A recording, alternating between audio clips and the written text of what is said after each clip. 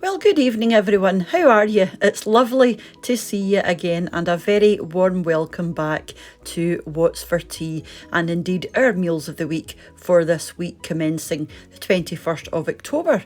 Or if you're new, a warm welcome to you also. This is Meals of the Week, and I am Cheryl. And I'm just going to be showing you what I've made for the family meals this week, starting off on Monday all the way through till today, which is Sunday. And any recipes that I've done, as usual, will appear here as well. Any recipes that I've done that feature in Meals of the Week will be shown in the description box down below, just in case you want to go and check them out. So this is what we had. Started off on Monday and I just made some jacket potatoes. Nice wee simple day. So this is our jacket potatoes with a wee bit of butter, some salad at the back with some tomatoes and some wee pickled onions and some coleslaw. And a new thing for us actually, apple and celery salad with some beetroot, some grated cheese, some salad dressing. And that's the tuna mayo there, and I like paprika on mine. A wee bit of black pepper. This was lovely. Not really the time of the year for it, but it's delicious at any time of the year, I think. Now, not everyone likes the paprika and the salad dressing, so whoever didn't want that just got some olive oil on the salad and some black pepper and no beetroot. Now, these are the potatoes that I use. These are the big bags that they've started doing, and these potatoes are fabulous. Now, for those of you who've asked, I know it's a very simple thing, tuna mayo, but I have had quite a lot of folks saying, I think especially from the States, how do you do it? So it's basically just 2 standard cans of tuna in oil, which I drain, add a wee dash of salt and some powdered garlic. Now I've got, sweet corn in the house. I normally add that. I didn't have any spare, so I didn't use any corn, but I just mix in some full fat mayo, give it a good stir, and that's it. Easy. On Tuesday, I made the slow cooker pasta. Now, you'll seen this already if you watched the video, but I will link it down below, and this was lovely.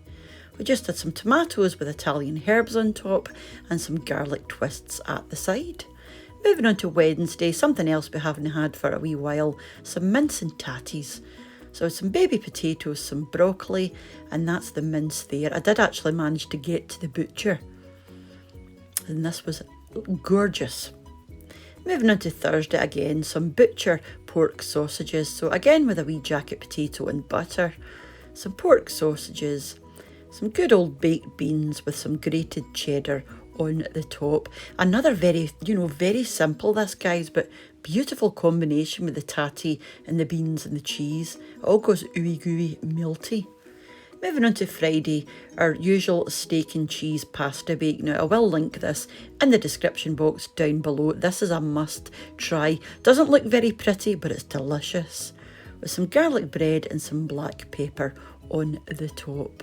Like I said, this is lovely made with minced beef, or equally as nice with corn mince as well.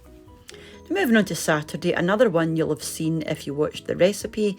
This was the bolognese stuffed shells that I'd done the other day, and we just had that with some wee mini garlic dough balls as well, and a wee sprinkling of black pepper on top. And this is it, just out of the oven. It was beautiful. And again, I'll link this down below just in case you missed it. Moving on to today, these are just some pork chops from the butcher. So with some pork chops, a few buttered new potatoes, some green beans, some garden peas we haven't had for a wee while either, a couple of potato croquettes and some gravy on top, and this was wonderful. You can't beat the butcher for chops, I don't think. Now this is just a wee selection of your comments from during the week. Tough Old Bird, love the name, has said, looks delicious. 180C is about 350F, not the 200 like you said. I'm definitely going to try this, and this was absolutely my bad. I don't know why I think I actually said 200, yeah, but you're absolutely right. It is about 350, so I have pinned your comment just in case anybody else is a bit confused by that. Gary Boyd has said, I like the way you stuff your shells, Mrs. T. I would, of course, add mushrooms in the sauce. I'm going to make this. I like the idea of not cooking the garlic in the cheese filling. Yep, Gary, absolutely. I think mushrooms would be fab added to this. So, yeah, thank you very much for your comment. And as always, it's lovely to see you again. And then Laura Williams has written, I'd love to see the treats you make for the wee kiddies at Halloween. I've promised myself when I moved and settled that I'd really like to go all out in Halloween for the kiddies in my local area, do some baking, pumpkin carving and decorate my windows and front lawn, all in good fun. I lived on a farm growing up, so I didn't really go trick-or-treating often. I always said when I got my own place, I'd love to put out a little something for the local kids. It's always nice, isn't it, when Halloween isn't such a big thing over here, to make a bit of a deal for them with treats, etc., especially as they get so excited and all dressed up. I'd love to go to the US one day around Halloween and see all the decorations, etc. That would be amazing. Yummy food as always, Cheryl, on my recipe list.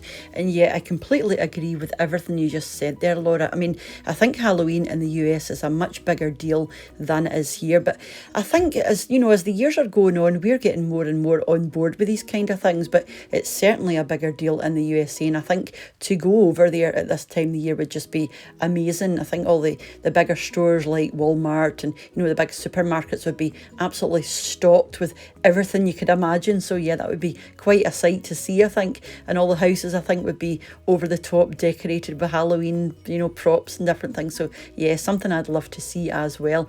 But I'm going to be popping up a wee video tomorrow just with a few things that I'm going to be making for the kids that are coming out, because I usually, well, for the last few years I've actually made my own bits and bobs, but I used to just give out sweets and things that I would buy from the shops, but I have for the last few years made my own bits and bobs. So I will be putting up a wee video tomorrow at some point showing you some of the things that I'm going to be giving out. So thank you very much for your comment, Laura, and as always, lovely to see you. Now the next one, it's actually a wee comment from myself. I've just said, for those who have asked, I didn't weigh my penny pasta. I used about half a bag. There was a kilo in the bag, so I used about 500 grams. I didn't actually state that in the video, so yeah, it's about 500 grams that I popped into the slow cooker. The next comment is from David Neal. Hi Cheryl, must confess, I don't do much cooking. My wife will say it would be nice to have someone cook for me, but I love your videos, definitely going to give this a go. Do you know what, David, you absolutely should. I mean, my other half doesn't do much cooking either. In fact, it doesn't do any cooking, but my wee recipes are fairly easy to follow. I do like to try and keep it easy and simple, and where I can, traditional. So yeah, have a wee bash and let me know how you got on. So thanks very much for your comment, and thank you for watching the video. The next comment is from Martha Marie, and she's written, your channel has quickly become one of my favourites here on YouTube. I always look forward to your videos. Your voice is so lovely to listen to. Well, thank you ever so much, Martha. That's very kind of you to say. I mean, my voice is just my voice, I think, but yeah, it's surprising how many people have mentioned my voice and how nice it is. And I think it's like the Scottish voice and the Irish voice. It's quite melodic, I think. I mean, I love the Irish accent, so thank you very much for your comment, Martha, and obviously for watching. It's lovely to see you. Next comment is from Rosie O'Grady, and she's written, this looks wonderful. I would want to eliminate the dill as it's not my favourite. Any suggestions on what other herb would work with this recipe? Thumbs up as always. Well, I think I actually suggested to Rosie, this was my slow cooker chicken, cheesy chicken penny pasta recipe. And if you don't like dill, I find that tarragon works very well with chicken, and I think I did comment and say that. So yeah, I would definitely suggest tarragon as an alternative to dill any day. So thank you very much for your comment, Rosie. And our second to last comment is from Haya Sweets, and they've written, oh, I'm going to put these in a muffin tin, and they're referring to my gingerbread recipe. Now, I actually done that at the end because I found myself with a wee bit more liquid than I should have had. So I actually done 6 muffins at the end as well. So yeah, you can easily put this mixture into a muffin tray, or you could even make the one big round cake if you prepare, if you prefer. Just slice it through the middle, and you could stick something in, stick something else in there if you like.